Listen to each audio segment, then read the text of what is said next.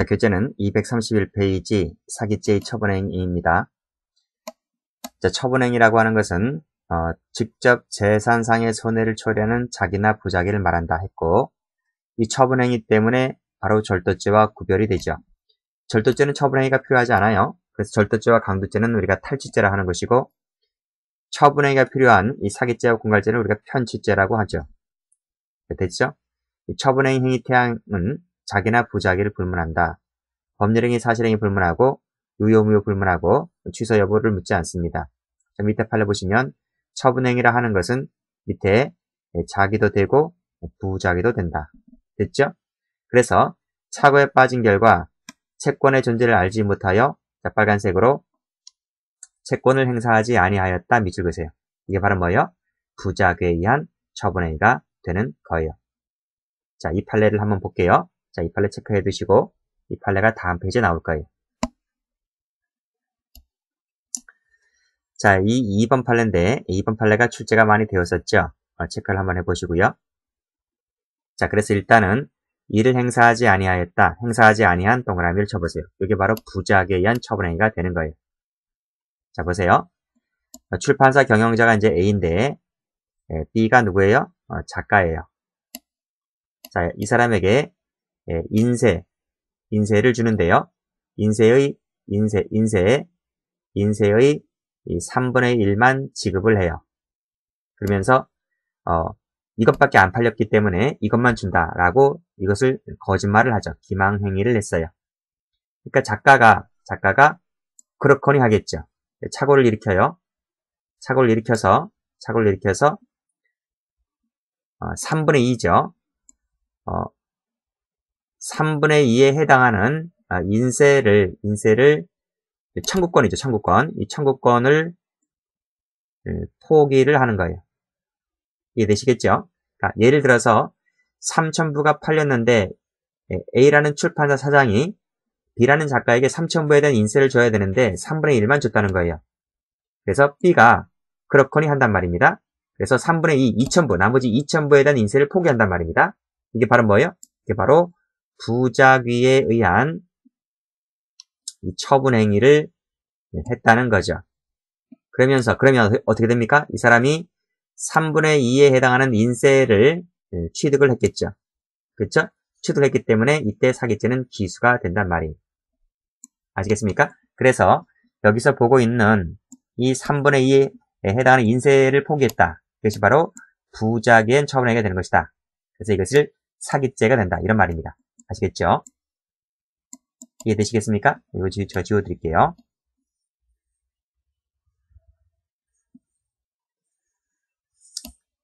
다시 한번 정리하세요. 인세의 일부만을 지급했단 말이에요. 일부만을. 이 일부만을 지급했다라고 했을 때 나머지 인세에 대해서 이 청구권을 행사하지 아니하였을 때 이것이 부자기에 의한 사기가 되는 것이다. 이런 말입니다. 아주 잘 나오는 판례입니다. 다시 올라가 보시고 다시 한번 볼게요. 그렇죠? 피해자가 착오에 빠진 결과 채권의 존재를 알지 못해서 이 채권을 행사하지 아니하였다. 빨간색으로 행사하지 아니하였다. 동그라미. 이게 바로 뭐죠? 부자기에 의한 처분행위가 되는 것이다. 이런 말입니다. 됐죠? 같은 판례입니다. 두 번째는 처분의사인데 처분행위를 할 때 처분의사가 필요한가? 처분의사가 필요하다는 것이 판례의 입장이죠. 입장인데 그 다음을 잘 보셔야 돼요.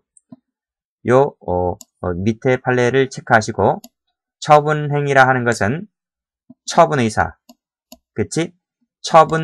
처분의사가 필요하냐? 필요한데, 즉 처분의사가 필요한데, 고슴 동그라미 쳐볼까요? 처분의사는 필요한데, 그 다음이 틀렸어요. 이 처분의사는 처분 결과를 인식할 필요가 있는 것을 요한다 했는데, 이것이 필요 없다라고 판례가 변경됐어요. 언제 변경됐는가 하면 2017년도 2월 달에 변경됐어요. 그 판례를 보여드리겠습니다. 자, 여기 보시게 되면 2017년 2월 16일자 전원합의체 판결인데, 자, 이것은 여기 보시게 되면 처분 의사가 필요한가? 필요설 입장입니다. 필요설 입장인데 그 내용이 바뀌었어요. 필요설 입장이지만 내용이 이것이 변경됐다고요. 됐어요? 자, 이 프린트를 다운받으셔야 되잖아요. 그래서 제 카페입니다. 함승한 형법교실 자료실에 오게 되면 이것을 다운받으시면 됩니다. 아시겠죠?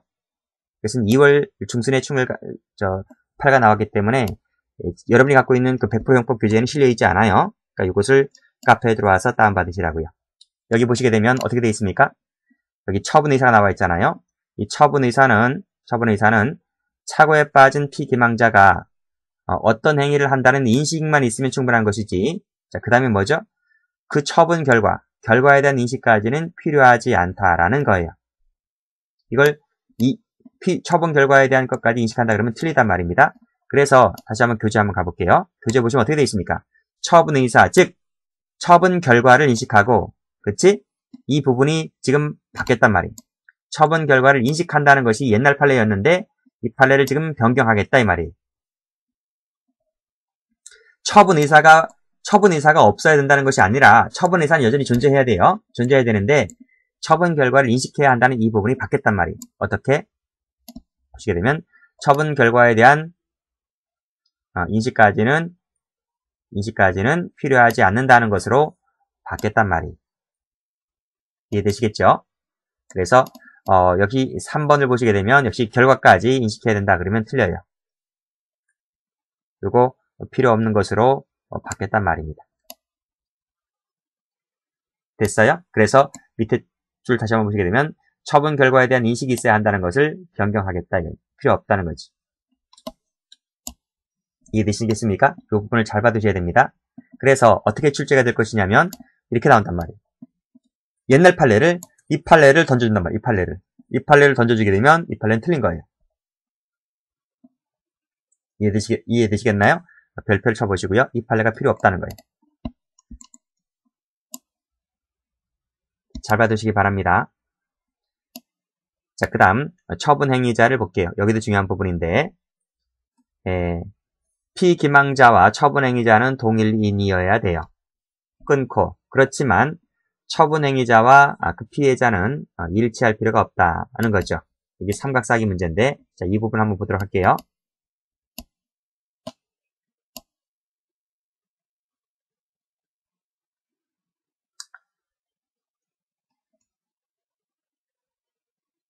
자, 노트에 나와 있습니다. 노트 펴보시면 돼요. 자, A가 있고요. B가 있죠. 그래서 A가 사기꾼인데 A가 기망행위를 통해서 B는 착오를 일으켰고 착오를 일으켰기 때문에 처분행위를 하잖아요. 따라서 B는 착오를 일으켰기 때문에 처분행위를 한다. 즉 B는 피기망자이면서 처분행위자가 되죠. 이건 일치한단 말입니다. 그런데 이 B가 만약에 재산상의 소유자였다면 이 사람이 피해자가 되겠죠. 그건 양자 간의 사기이고요. 그런데 이 소유자가 달라질 수 있단 말입니다. 즉 소유자가 C였다라고 했을 때에는 이 C가 바로 피해자가 되는 거죠. 그래서 피기망자와 피해자는 달라질 수가 있는 거예요. 이것을 우리가 삼각사기다 이렇게 얘기를 하지. 이해되시겠습니까? 이 대표적인 것이 바로 뭐다? 소송사기다 라는 거죠. 이해되시겠죠? 자, 그런데 어떤 경우에 있어서 이것이 사기가 될 수 있느냐 이런 말입니다. 그냥 이 구조가 나왔다고 해서 전부 다 사기가 되는 게 아니에요. 이때 B라는 사람은 C라는 피해자에 대해서 어떠한 지위에 있을 때 A가 B에게 사기치게 되면 A가 사기죄가 될 수 있느냐 이런 말이에요. 자, 그래서 우리 판례는 이 BC가 밀접한 관계가 있어야 돼요. 밀접한 관계가 없을 때에는 그때는 A는 절도죄의 간접정범이 될 뿐이에요. 그러면 BC가 어떠한 밀접 관련이 있을 때 A에게 사기죄가 될 수 있을까라는 얘기인데 B는 C의 재산을 처분할 수 있는 사실상의 지위만 있으면 돼요. 물론 당연히 권한이 있어도 돼요. 법적 권한에 한정시키는 것이 아니라 권한이 있으면 더 좋고 권한이 없다 할지라도 B가 C의 재산을 처분할 수 있는 지위만 있어도 얼마든지 A는 사기죄가 될 수 있단 말이에요.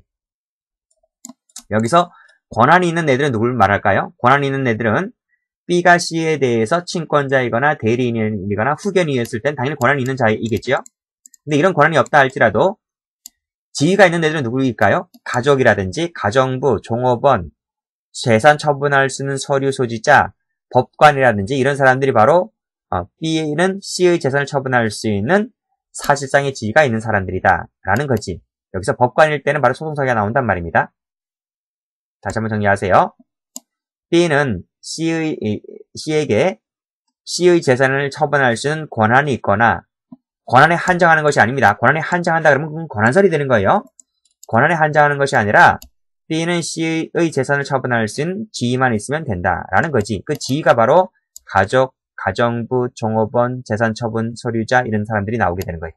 그런데 조심할 것은 법관은 되는데 그 법원에서 근무를 하는 공무원들은 안 돼요. 공무원들은 여러 번의 재산을 처분할 수 있는 법적인 권한이 없어요. 아시겠죠? 그러면 다시 교재를 와서 보시면 여기 보세요. 처분행위라고 하는 것은 처분행위를 말하게 되는데 이때 처분의사가 있어야 한다고 했잖아요. 이 처분의사가 있어야 되는데 이때 피기망자는 그 사람의 재산을 처분할 수 있는 빨간색으로 권한이 있으면 된다. 권한보다 좀 더 범위가 넓어요. 여기 밑에 나오죠. 권능이 있어도 되고 지위가 있으면 된다라는 거죠. 이때 지위가 있으면 된다라는 부분 때문에 이것을 우리가 지위설이다 이렇게 부르는 거예요. 그래서 밑에 빨간색을 보시게 되면 재산을 처분할 수 있는 서류 등이 교부가 되었다라고 했을 때 서류에다 동그라미. 그러면 당연히 이 서류를 받은 사람은 그 피해자에 대한 관계에서 재산을 처분할 수 있는 지위나 권능이 있기 때문에 사기가 될 수가 있다는 거예요. 당연히 피해자의 동의를 받지 않고 팔아먹기 때문에 피해자의 진정한 의도는 어긋나겠죠. 어긋난다 할지라도 그러한 권능이나 지위에 있다고 보는 것이기 때문에 사기가 될 수가 있다. 이런 말입니다. 이 판례 중요합니다. 별표 쳐두시고요. 됐어요? 위에 판례도 중요합니다. 이것도 중요하고요. 위에 판례는 변경됐다라는 거예요. 자, 밑에 나와 있죠. 권능이나 지위가 있으면 된다라고 했고 그 기억, 니은 다 말씀드렸습니다. 당연히 인과관계 있어야 될 것이고요. 순차적인 인과관계 있어야 되는 것이고요.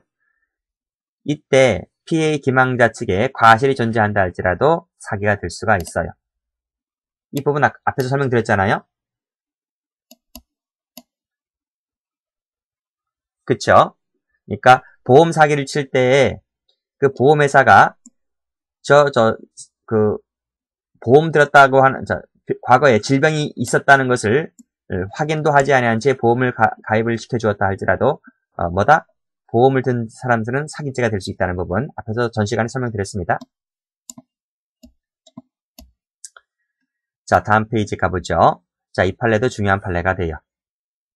자, 사기죄에서 말하는 이익이라 하는 것은 적극적, 소극적 이익도 다 되죠. 그렇죠? 강도죄 할 때 마찬가지입니다. 강도죄도 재산상 이익이라 할 때 적극적 이익, 소극적 이익 전부 다 포함되는 거예요. 자, 따라서 채무자의 기망행위로 인해서 채권자가 채무를 어떻게 한다? 빨간색으로 확정적으로 소멸시킨다. 소멸 동그라미, 면제시켜준다. 동그라미. 이것도 사기가 되죠. 그렇죠? 사기꾼이 채권자한테 와서 사기를 치는 거예요. 그랬을 때 채권자가 깜빡 속아서 채무를 소멸시켜 주었다. 면제시켜 주었다라고 했을 때 그렇죠? 이 채무자는 소극적 이익을 취득한 것이기 때문에 이것이 바로 뭐죠? 사기죄가 된다라는 거죠. 끊고 자, 그 후에 취소가 될 수 있다라 하더라도 역시 사기는 사기라는 거지. 후라고 하는 말 믿지 마세요. 후라고 하는 말 속지 마세요. 후라고 하는 것은 뭐다? 사기죄가 기수가 된 후에 그런 말이에요. 기수가 된 후에 아무리 뭐뭐 될다 할지라도 사기죄 빠꾸 후진 없다 했어요. 사기죄는 영원한 사기죄란 말이에요. 이해되시겠죠? 자, 위에서 뭐라고 했습니까? 채무를 소멸시켜준다든지 면제시켜준다든지 사기죄 처분이 될 수 있다 했잖아요. 당연히 밑에 면제받으려 하였다라고 했을 때 뭐요? 착수가 있는 거지. 착수가. 면제를 해주면 뭐예요? 뭘 해주면 기수가 되는 것이고요. 면제하려 하였는데 이것은 미수가 되는 거죠. 그렇죠? 차이는 그겁니다. 어쨌든 전부 다 소멸시켜준다, 면제시켜준다 하는 것이 전부 다 부작에 의한 처분행위가 되는 거지. 그렇죠? 사기가 됩니다. 어쨌든 자, 밑에 3번 판례 가보시게 되면 피해자를 기망했다. 매매대지금 중 일부를 기존 채권과 어떻게 했다고요? 상계했다. 상계 동그라미 치시고. 그렇다면 이 상계는 서로 채권 재물을 소멸시키는 거예요. 우리 서로 까자. 네가 받을 돈 있고 내가 받을 돈이 있으니까 우리 그 중첩되는 한도에서 서로 까자. 하는 것이 상계입니다. 상계. 서로 상자에다가 계산할 계좌 써가지고 상계하였다면 역시 기존 재물과 소멸되는 부분이 있기 때문에 이것도 처분행위가 되는 것이므로 사기가 되는 것이지. 그렇죠? 기망을 썼기 때문에 그렇습니다. 처분행위라고 하는 것은요. 자, 밑에 항소 취하 동그라미, 가처분 취하서 동그라미, 가압류 해제 동그라미 이런 것들이 전부 다 뭐가 되죠? 사기죄에서 말하는 처분행위가 되는 것들이에요. 이 전부 다 여기 나와 있는 걸 전부 다 뭐요? 전부 다 뭐요? 처분행위를 말하고 있는 거예요. 면제받으려 하였다, 행사하지 아니하였다, 상계했다, 항소 취하, 소취하 전부 다 처분행위가 되는 것들이에요. 그래서 사기죄가 되는 판례들입니다. 됐죠? 자, 다음 페이지 가보시게 되면 자, 일단 가압류 해제하면 일단 사기죄 된다니까요. 그 이후에 라는 말을 믿지 마세요. 그 이유는 뭐예요? 기수 이후에 그런 말, 기수 이후에 존재하든 존재하지 않든 간에 사기죄는 성립에 영향이 없어요. 빠꾸 후진 없다 했다니까요. 자, 다음 페이지 가보시게 되면 똑같아요. 빨간색으로 뭐죠? 가압류 말소 동그라미 처분행위죠. 여기 앞에 나오잖아요. 가압류 해제, 가처분 취하서 소취하, 그 다음에 가 등기 말소 전부 다 처분행위가 되는 거예요. 그러면 곧장 사기죄는 기수가 되는 거예요. 그 다음에 그 이후는 뭐예요? 믿지 말라니까요. 그 이유는 기수가 된 이후의 이기 때문에 밝혀졌든 안 밝혀졌든 간에 묻지 않아요. 사기죄 빠꾸 후진 없다 했어요. 자, 8번 가보시게 되면 채권을 추심하여 줄 것처럼 속여서 빨간색으로 승낙을 받아내요. 또 처분행위가 되는 거죠. 처분행위가 되는 것이기 때문에 속여서 받아냈기 때문에 이것이 사기란 말이죠. 추심이 뭐예요? 추심이 빌려준 돈 받아내는 것을 추심이라 하잖아요. 그렇죠? 근데 그걸 속여서 받아냈기 때문에 추심 승낙을 받아냈기 때문에 이것이 사기란 말이에요. 자, 사기가 안 되는 거 보겠습니다. 자, 피고인이 가백에 그래요. 너 나한테 명의 좀 빌려주게 되면 내가 호텔 하나 지을 텐데, 뭐 빌라 하나 지을 텐데 네 명의 좀 빌려달라 이거예요. 그럼 네 앞으로 세금이나 뭐 채무가 많이 날라올 텐데 그건 내가 다 갚아줄 테니까 걱정 말고 나한테 명의를 빌려달라고 합니다. 명의를 빌려줬는데 명의를 빌려서 호텔을 만들었죠. 그래서 했는데 이 갑 앞으로 세금이나 채무가 다 나오는 거예요. 그렇죠? 그래서 갑이 피곤한데 너 임마 나 사기쳤지? 너 사기죄가 된다라고 고소를 했는데 사기죄가 안 된다는 거죠. 왜 그럴까요? 세금이나 채무는 너한테 갚지 않고 나한테 갚아주겠다라는 거지. 봐봐요. 여기 피고인이 있네요. 여기 이 갑이 있네요. 기망을 하죠. 어떻게 기망행위를 해요? 세금이나 채무는 내가 다 갚아주겠다라고 기망을 하잖아요. 내가 그래? 착오를 일으킵니다. 그래서 갑이란 이 피해자가 피고인에게 명의를 빌려주죠. 자신의 명의를 빌려주게 되면 잘 보세요. 명의를 빌려주게 되면 땡땡 세금이나 채무가 면제됩니까? 갑이란 사람이 피고인에게 자신의 명의를 빌려주게 되면 세무서에서 이 갑에게 세금은 부과를 안 해요? 명의를 빌려주게 되면 세무서에서 세무고지서가 피고인에게 날아갑니까? 명의자에게 날아가지. 명의자에게. 그렇죠? 명의자에게, 호텔 명의자에게 세금 고지서를 부과할 거 아니에요. 그렇죠? 자신이 명의를 빌려줬다고 해서 세금이 가백에 피고인에게 날아갑니까? 자신이 이렇게 채무를 면제해 줄 만한 권한이 있어요? 이 사람에게, 이 피고인이란 사람에게, 갑이란 사람에게 세금이나 채무를 면제해 줄 수 있는 처분 권한이 있는 사람이에요? 이 갑이란 사람은 처분 권한이 없는 사람이에요. 처분 권한이 없기 때문에 바로 뭐가 되는 거죠? 사기죄가 안 되는 거예요. 아니, 앞에서 뭐라 그랬습니까? 앞 페이지에서 여기 가보시면 사기죄가 되려면 이 처분행위자에게 해야 되잖아요. 여기. 그쵸?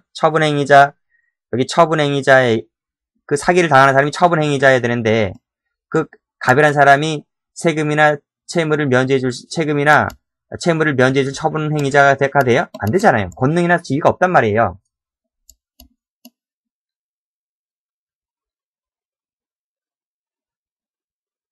그래서 이 1번이 사기죄가 안 되는 겁니다.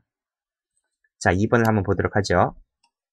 자, 아내가 입원 중이었었는데 치료비가 17,000원 나왔습니다. 당시 돈으로요. 그래서 이 남편이 우리 아내가 병원에 오랫동안 입원해 있었기 때문에 그쵸? 극장 한 편 보고 와서 치료비를 주겠다라고 속이죠. 그러니까 직원이 뭐라 그래요? 직원이 그렇게 하세요. 그래서 그렇게 하세요. 그러니까 영화 보고 와서 돈을 인출해서 병원에다가 치료비 납부하고 가세요. 이렇게 해서 나갔어요. 근데 이 친구가 도망갔다는 거예요. 도주했다는 거지. 도주했다라고 했을 때 도주하게 되면 치료비 채무 의무가 면제가 되나요? 아니죠. 그쵸? 그래서 요 파벌한 부분을 세모를 쳐요. 이 도주했다 하더라도 곧 도주한 것 자체만 갖고서는 병원에서 이 환자 측에게 치료비 채무를 면제해준다라는, 여기 나오죠? 치료비 채무를 면제해준다는 의사표시가 없어요. 포기한다는 의사표시가 없기 때문에 여전히 그 채권 채무 관계는 살아있단 말입니다. 그래서 처분행위를 한 바 없기 때문에, 즉 병원 측에서 환자 측에게 치료비를 면제해주겠다는 처분행위가 없는 것이기 때문에 사기죄가 되지는 않는다. 이런 말이에요. 3번 백미백가마 변제한다 하면서, 백미가 뭐죠? 여러분이 밥을 해먹는 그 하얀 쌀을 백미라 그래요. 백미. 이 껍질이 벗겨진 알맹이만 있는 하얀 쌀, 그 백미백가마인데, 백미백가마를 변제한다면서 열가마 보관증이라고 열가마 보관증을 백가마 보관증이라고 속였어요. 당시 이제 나이가 많은 그 할머니 할아버지는 한글을 모를 한문 능력이 없다 보니까 이 열가마 받으면서 백매의 백가마인 줄 알고 받았단 말입니다. 그렇죠? 파란색으로 열가마 세모 쳐보세요. 열가마를 받게 되면 이 피해자가 열가마 받으면서, 그래, 내가 열가마 받고 90가마 면제해줄게, 이게 아니잖아요. 90가마를 채무가 소멸되는 게 아니잖아요.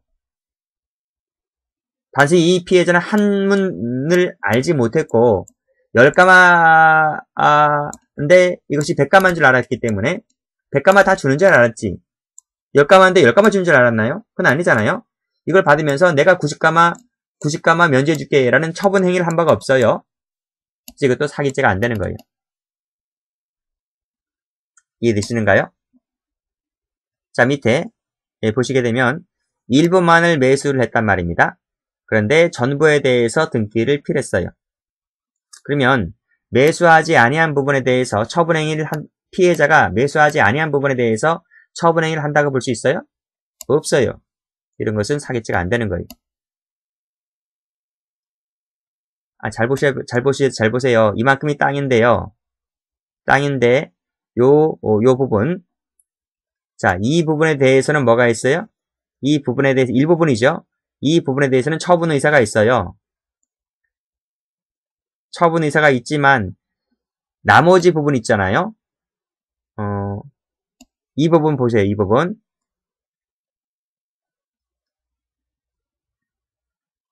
이 부분, 지금 제가 색깔 칠하는 부분. 이 부분은 땅을 안 팔았기 때문에 이 부분은 처분 의사가 없는 거예요. 이해되시겠죠?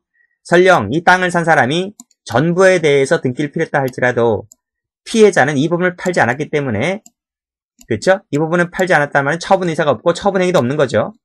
그렇죠? 처분 의사가 없으니까 처분 행위도 없는 거죠. 없는 것이기 때문에 사기죄가 되지를 않는다 이런 말이에요. 이게 다 무슨 판례입니까? 이게 전부 다 무슨 판례예요? 밑에 것이 피해자 측에서 처분 의사가 없고 따라서 처분 행위도 없는 이런 판례들을 제가 모아놓은 거란 말이에요. 자, 되셨죠? 그 다음에 중요한 판례가 5번에 나옵니다. 5번 잘 보세요. 피고인이 피해자에게 부동산 매도용 인감증명 및 등기 의무자 복인 확인 서면의 진실한 용도를 속이고 그 서류를 받아서 이전 등기를 경유했다는 거예요. 파란펜으로. 부동산 매도용 인감증명 및 등기 의무자 복인 확인 서면 밑줄 그으시고 이전 등기 세무 쳐보세요. 이것은 처분행위가 없는 것이기 때문에 사기죄가 되지를 않는다는 판례가 되는데 이게 무슨 판례인가 하면 이것은 기출문제까지 같이 보셔야 돼요. 자 보세요. 자 지금 건축업자 갑이 건축허가를 받는데 필요하다고 속였어요. 보세요. 건축허가를 받는다고 필요하다고 하니까 을을 속였단 말은 을이 그런 줄 알았어요. 거기다 집을 지어야 되는데 자 여기 보세요. 이게 밭이란 말이에요. 밭인데 여기다 집을 지려고 해요. 누가? 피해자가. 그러면 집을 지려고 하면 밭에다가 집을 짓는 게 아니라 이 용도를 바꿔야 돼요. 이걸 대지로 이 땅의 용도를 바꿔야 돼요. 지목을 바꿔야 돼요. 지목을 변경해야 돼요. 그러면 한 평당 얼마씩 돈을 더 내야지, 돈을 좀 더 내야지 이 밭 전이죠, 전. 이 밭 전이라고 하는 지목을 대지로 바꿔준단 말입니다. 건물을 지려면. 그러니까 이 건축업자가 토지 소유자한테 가서 그러는 거죠. 이 집을 지려면 건축 허가를 맡아야 되는데 그럼 서류가 필요하잖아요. 그러니까 인감증명을 떼와야 됩니다. 인감증명서나 도장, 주민등록증을, 신분증을 나한테 주세요. 그래서 주세요. 나머지는 제가 알아서 할 테니까 어르신 이렇게 했습니다. 그래서 이 어르신이 건축업자한테 인감증명 여기 나오죠. 인감증명 및 등기 의무자 복인 확인면을 줬는데 그런데 피고인이 거기다가 플러스 플러스 각 몇 가지 서류를 더 갖춰서 자기 앞으로 건축 허가를 맡은 것이 아니라 자기 앞으로 이등기를 했다는 거지.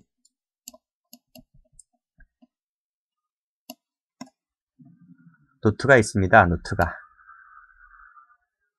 노트가 여기 나온단 말입니다. 자 보세요. 이 갑이 건축업자란 말입니다.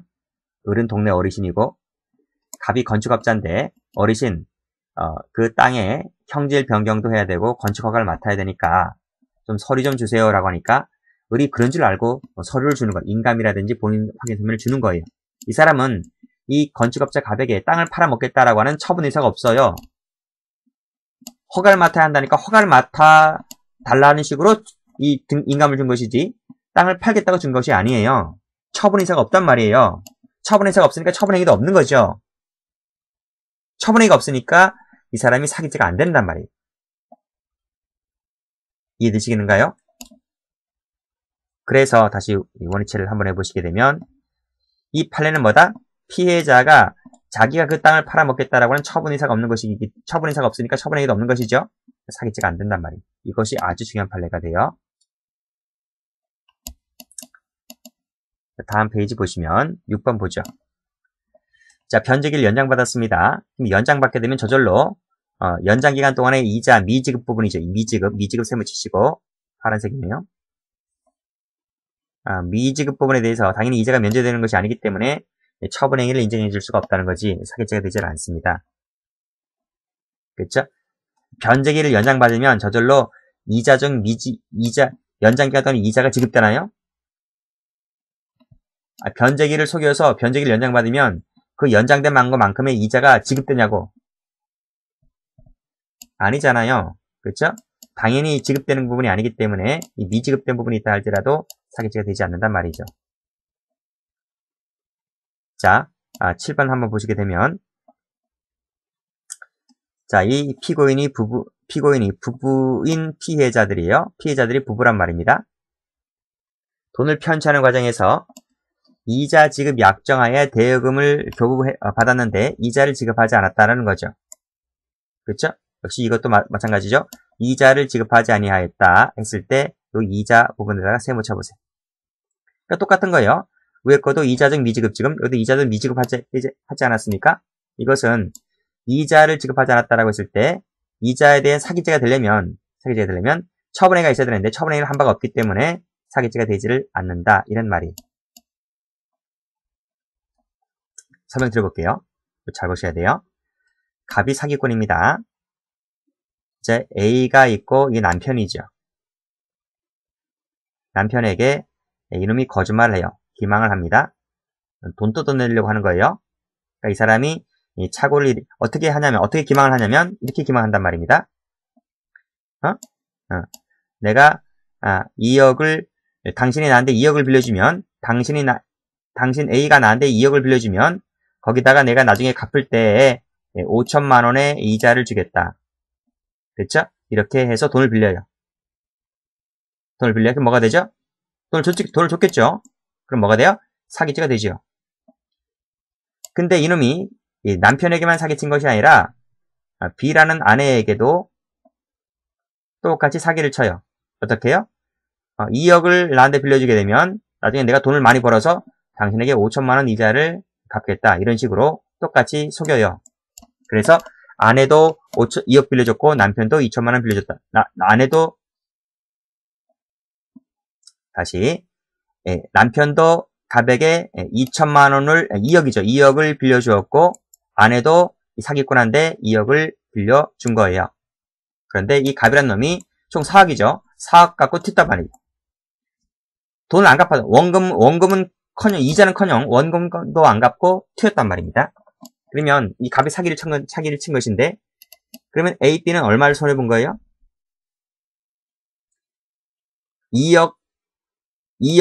2억씩 손해본 건가요? 2억 플러스 5천, 2억 5천씩 손해본 건가요?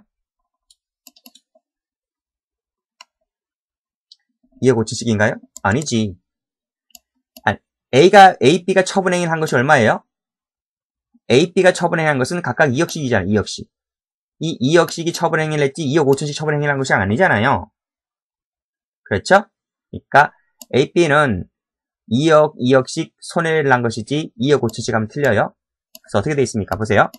부부인 피해자들을 기망해서 투자금 명목으로 돈을 편취하는 과정에서 이자 5천 약정하에 대여금을 교부받았는데 이자는 지급하지 않았단 말이에요. 그랬을 때에는 그 이자에 해당하는 부분은 사기죄가 안 된단 말이에요. 이자에 해당하는 부분은. 그래서 자 보세요. 피해자별로 각각 한 개씩의 사기죄가 됐습니다. 근데 이자에 대해서는 내가 받은 적이 없기 때문에 즉 피고인 갑이 받은 적이 없기 때문에 사기죄가 되지를 않는다 이런 말. 그래서 기출문제처럼 이자 부분에 대해서까지 사기죄가 된다 그러면 틀려요.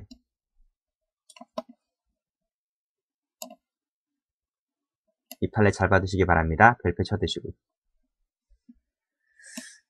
자, 그 다음 판례 보시게 되면 공무원은 처분 권한이 없다 했어요. 공무원. 법관은 처분행위자가 될 수 있는데 공무원은 처분행위자가 안 된단 말입니다. 자, 그 다음 20번도 중요합니다.